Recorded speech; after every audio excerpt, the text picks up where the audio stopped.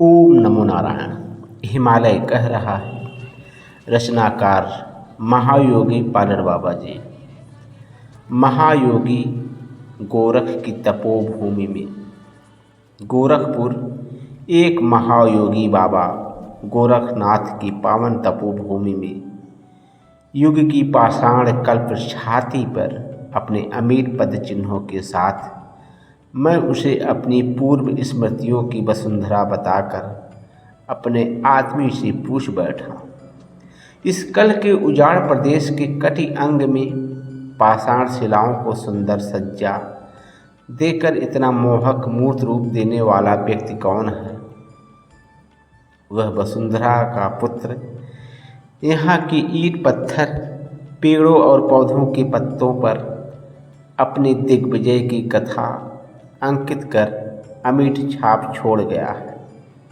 रेखा महासमाधि होने पर भी मृत्युंजय बन गया।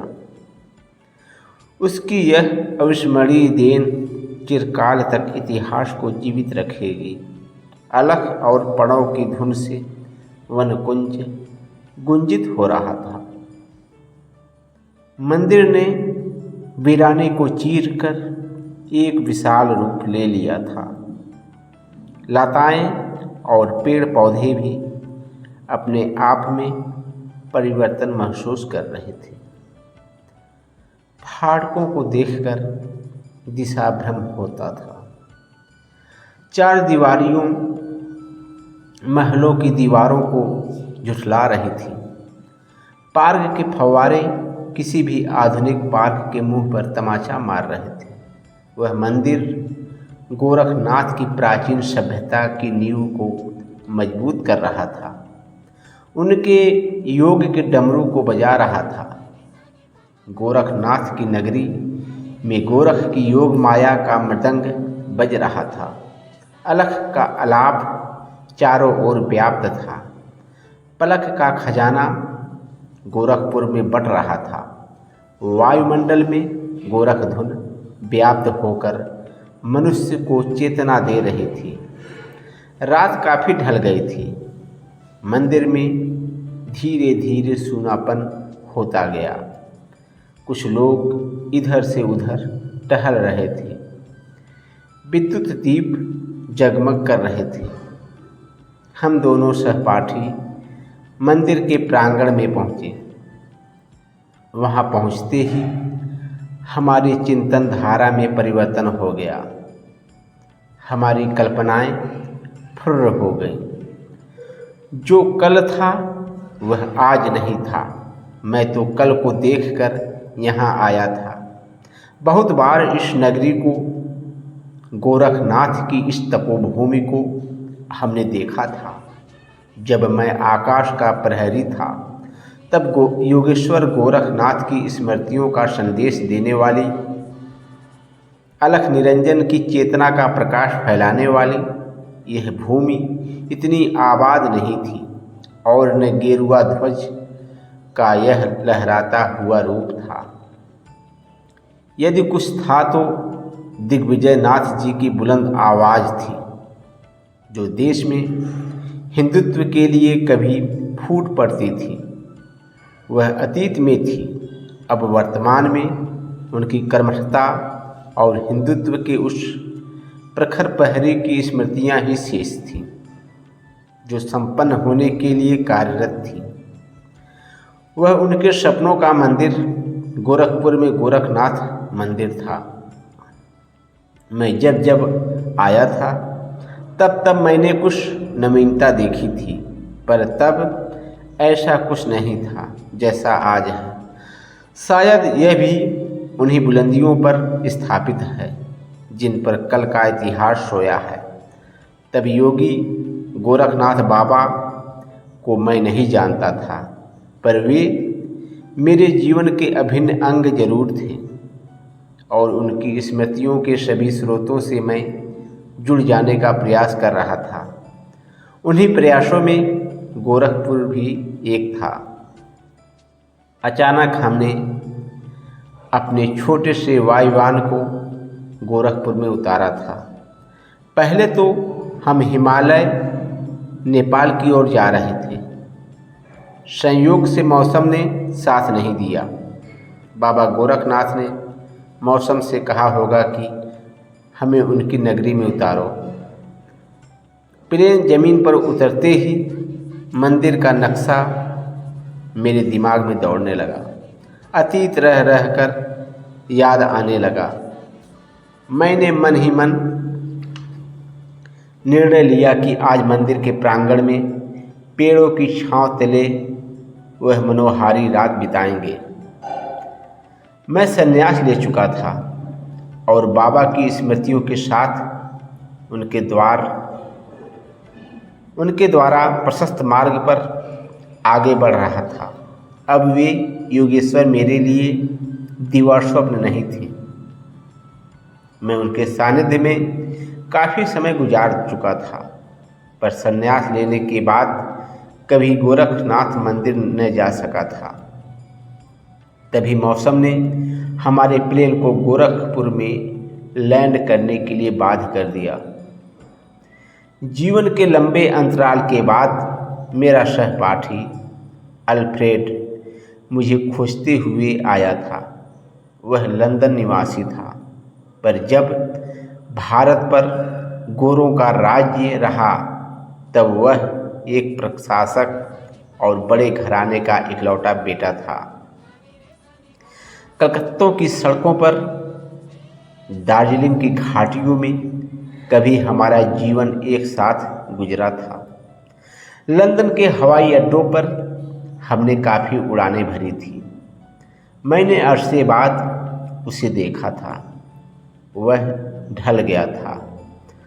अब वह अनेक विमानों का मालिक था। वह अपनी एयरलाइंस चलाता था, पर इससे अलग वह भगवान बुद्ध के बोधित्व में कुछ खोज रहा था। उसके लिए वही चर्चा का विषय था। वह बुद्ध के बारे में कुछ कहना, कुछ सुनना पसंद करता था। मेरे पास भी वह बुद्ध के बारे में जानने के लिए आया था। मुझे देखकर वह योग को भी जानने का प्रयास करने लगा। वह बुद्ध के विचारों की खोज में जापान, लंका, इंडोनेशिया और भारत के बोध गया आदि स्थानों में घूम आया था। अब मुझे लेकर नेपाल और हिमालय की घाटियों में बोधित्व को खोजने निकला था। किंतु संयोग तो गोरख की नगरी में था। यदि ऐसा न होता तो आदमी कुछ समझ कैसे पाएगा। प्लेन को गोरखपुर उतारने के बाद हम दोनों मंदिर के लिए चल पड़े। अल्फ्रेड गोरखनाथ जी के नाम से परिचित था। वह उनके योग और तपस्या की गाथाएं सुन चुका था, इसीलिए उनका नाम लेते ही वह मंदिर में विश्राम करने के लिए तैयार हो गया। यह एक प्रेरणा थी जो अनुभूति में बदल गई। हम मंदिर में पहुंचते ही अचकचा गए, क्योंकि वहाँ सभी कुछ बदला था। जैसे हम किसी महल में प्रवेश कर गए हों या फिर मंदिर का स्थान ही बदल गया हो। पर हमें मंदिर दिखाई दे रहा था। यहाँ के लिए अब हम अनजान पथिक थे, क्योंकि महंत श्री दिग्विजयनाथ जी परम धाम चले गए थे। उनकी जगह केवल उनकी यादें थीं और उनके स्वप्नों को साकार करने वाले महंत अवैधनाथ जी थे। हमें भूख लगी थी। हम भूख मिटाने के प्रयास में लगे थे। तभी कुछ लड़कों का झुंड खाना खाकर बाहर निकला। हम दोनों भी उधर जिज्ञासु बनकर चल दिए। कुछ छात्र, कुछ मजदूर तथा कुछ महात्मा खिचड़ी खा रहे थे।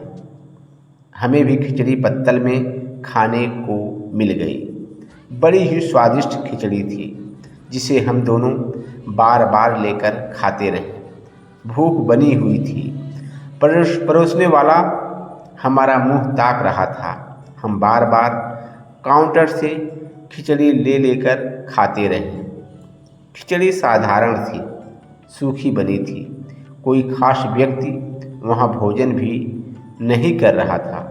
कुछ छात्र, संत और मेहमान ऊपर जा रहे थे। वे विशेष लग रहे थे और नीचे भी विशेष ही लोग भोजन कर रहे थे। पर जो स्वादिष्ट भोजन हमने रोज किया वह हमारे जीवन का दुर्लभ अनुभव था। फिर हमें वह स्वाद कभी नहीं मिला जो उस दिन की खिचड़ी में मिला था।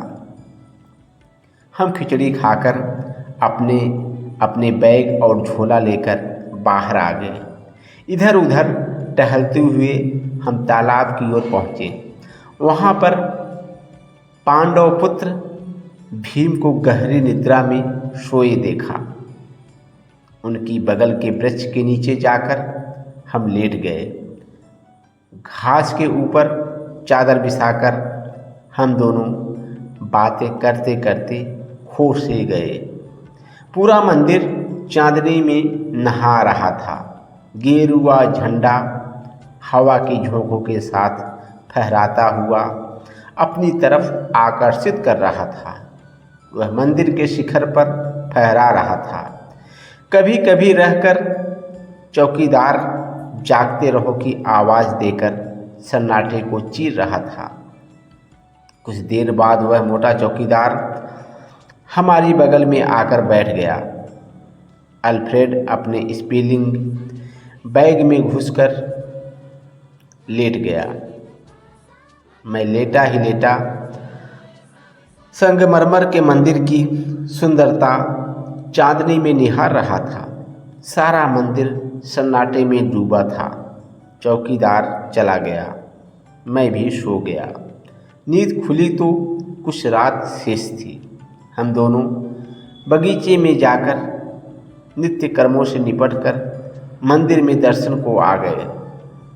महायोगेश्वर गोरखनाथ की मूर्ति का दर्शन कर हम पुस्तकालय के सामने एक विशाल आम वृक्ष है, उसके नीचे बड़े रमणीय स्थल का निर्माण कर उसे कृत्रिम रूप से सजाकर प्राकृतिक रूप दे दिया गया है।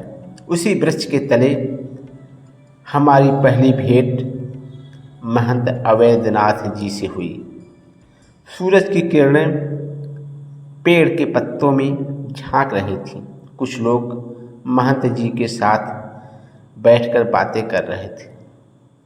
उन्होंने प्रेमपूर्ण सद्भावना से भरे शब्दों के साथ हमारा स्वागत किया। बातों के आदान प्रदान के उपरांत हमें सब अपना सा लगने लगा, जैसे हम एक दूसरे को सदियों से जानते हों। वे हिमालय की देन हैं। हिमालय ने उन्हें अपनी गोद में बैठाकर पाल पोस कर बाबा गोरखनाथ की डगर पर डाला है। हम उनसे मिलने के बाद नेपाल की यात्रा प्रारंभ करने वाले थे, परंतु उनके प्रेम और व्यक्तित्व ने हमें रोक लिया। हम अतिथि गृह में अतिथि बन गए। शेष अगले भाग।